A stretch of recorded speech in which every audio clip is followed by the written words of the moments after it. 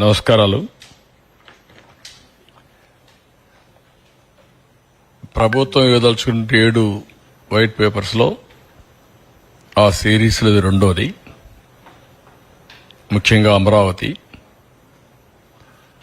ఒక అమరావతి ప్రాజెక్ట్, దాని ఇంపార్టెన్స్ ఏంటి, అదేవిధంగా ఈరోజు ఆ ప్రాజెక్ట్ ని ఏ విధంగా నిర్వీర్యం చేశారు, ఏ విధంగా విధ్వంసం చేశారు, నేను అన్ని చెప్పిన తర్వాత మళ్ళీ ఒకసారి ఎక్స్ప్లెయిన్ చేస్తాను. మొట్టమొదటిసారిగా మీరు ఒకసారి చూస్తే నెక్స్ట్, దీనికంటే ముందు లండన్ లో ఉన్న అమరావతి పెవిలియన్ దగ్గరలో ఉన్నాము. ఇన్ఫాక్ట్ దగ్గరలో కాదు, ఇప్పుడు మనం అమరావతి పెవిలియన్, బ్రిటిష్ మ్యూజియం లో భాగమైనటువంటి అమరావతి పెవిలియన్ లోకి మనం ఎంటర్ అవుతున్నాము.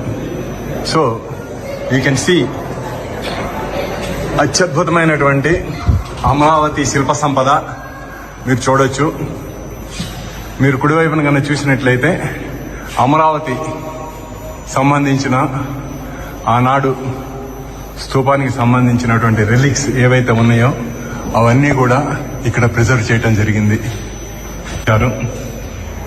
అదృష్టవశాత్తు ఎంతో చరిత్ర కలిగినటువంటి ఈ అమరావతి శాతవాహనుల రాజధానిని తిరిగి మన రాజధానిగా నిర్ణయించడం అన్నది చాలా ముదావహం. ఎందుకంటే అమరావతి అన్నది కేవలం భారతదేశంలోనే కాదు, ప్రపంచ ప్రఖ్యాతి చెందినటువంటి నగరం. ఎంతో మంది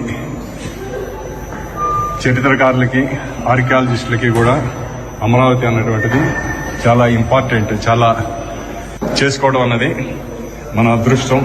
ఎందుకంటే మనకి ఆంధ్ర రాష్ట్రంలో అమరావతిని మించి ముఖ్య పట్టణం కానీ, అమరావతిని మించిన చారిత్రకమైనటువంటి పట్టణం కానీ మనకి లేదు అన్నది. మీరు ఒకసారి ఇది చూస్తే బ్రిటిష్ మ్యూజియంలో ఉంది. అమరావతికి ఒక గ్యాలరీ ఉంది. శాతవాహనుల కాలంలో అమరావతి రాజధానిగా ఆనాడు పరిపాలించిన నగరం అది. ఎగ్జాక్ట్ గా ఇన్ని దశాబ్దాల తర్వాత మళ్లీ అమరావతి పేరు రావడం, అది కోఇన్సిడెన్స్ కావచ్చు కానీ ఓసారి చరిత్ర. దీంట్లో చాలా సెంటిమెంట్ కూడా ఉంది. రాష్ట్రం విభజన జరుగుతుందని ఎవరు ఊహించలేదు. మళ్లీ ఇక్కడ రాజధాని పెడతామని ఊహించలేదు. మళ్లీ శాతవాహనుల కాలం నాటి అమరావతి పేరు, నేను మొన్న కూడా చెప్పాను, నేను ఆ రాజధాని పేరు పెట్టాలనుకున్నప్పుడు రామోజీరావు గారు ఒక రీసెర్చ్ చేసి ఆయనకు ఈ రాష్ట్రం మీద ఉండే ప్రేమతో నాకు ఒక నోటు పంపించాడు. మీరు ఏ పేరంటే ఆ పేరు పెడతారేమో, మీరు ఆలోచించండి. ఇది ఒక చరిత్ర సృష్టించే నగరం కాబట్టి నేను కూడా పరిశోధన చేశాను. నాకుండే వనరులతో పరిశోధన చేసిన తర్వాత ఈ నగరానికి ఈ పేరు పెడితే చాలా బాగుంటుందని ఆయన ఒక సూచన చేశాడు. సూచన చేసిన తర్వాత నేను కేబినెట్లో 10 మందితో డిస్కస్ చేశాను. 10 మందికి 10 మంది యాక్సెప్ట్ చేశారు. దీన్ని బయట పెడితే 100 మందికి 100 మంది యాక్సెప్ట్ చేశారు.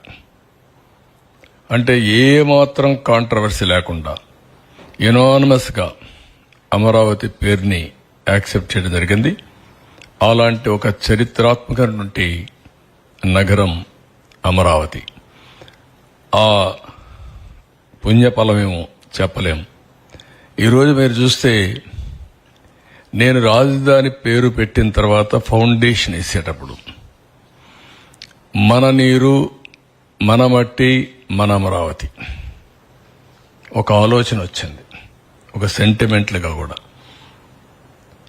అన్ని గ్రామాల నుంచి, ప్రతి ఒక్క గ్రామంలో నుంచి ఆ గ్రామంలో ఉండే పవిత్రమైన మట్టిని, పవిత్రమైన నీళ్ళని, ఆ గ్రామాల్లో ఉండే దేవాలయాలు, అది హిందూ దేవాలయం కావచ్చు, మసీదు కావచ్చు, లేకపోతే చర్చ్ కావచ్చు, ఇంకొకటి కావచ్చు, ఏదైనా సరే అక్కడ పూజ, పార్లమెంటు యొక్క పవిత్రమైన మట్టిని తీసుకొచ్చి ఈ పార్లమెంటు అంటే ఈ మట్టిని మీరు ఆయన చెప్తూ పార్లమెంటు పూర్తిగా సహకారం ఉంటుంది అమరావతికి, చట్టాలను చేసి దేశానికే చట్టాలు నిర్మించే పార్లమెంటు కూడా మీకు అండగా ఉంటుందని ప్రధానమంత్రి గారు చెప్పడం, అదే మాదిరిగా ఆ తర్వాత జరిగిన కార్యక్రమాలను మీరు చూస్తే ఆయనే ఫౌండేషన్ వేయడం, ఇది ఒక చరిత్ర. ఇలాంటి ఇప్పుడు కూడా ప్రపంచంలో గల అన్ని పవిత్ర దేవాలయాలు తీసుకొచ్చాం. ఈ మట్టి కూడా ఇప్పటికి కూడా మీరు చూస్తే అదే మాదిరిగా చేశాం. మొన్న కూడా నేను ప్రార్థనలు చేసి వచ్చాను అక్కడనే. ఎవరు కూడా అక్కడవన్నీ రోడ్లో ఉండే మట్టి కూడా తోకొనిపోయారు, కానీ ఈ మట్టిని తాకలేకపోయారు. అదొక గొప్ప విశిష్టత, పవిత్రత. నెక్స్ట్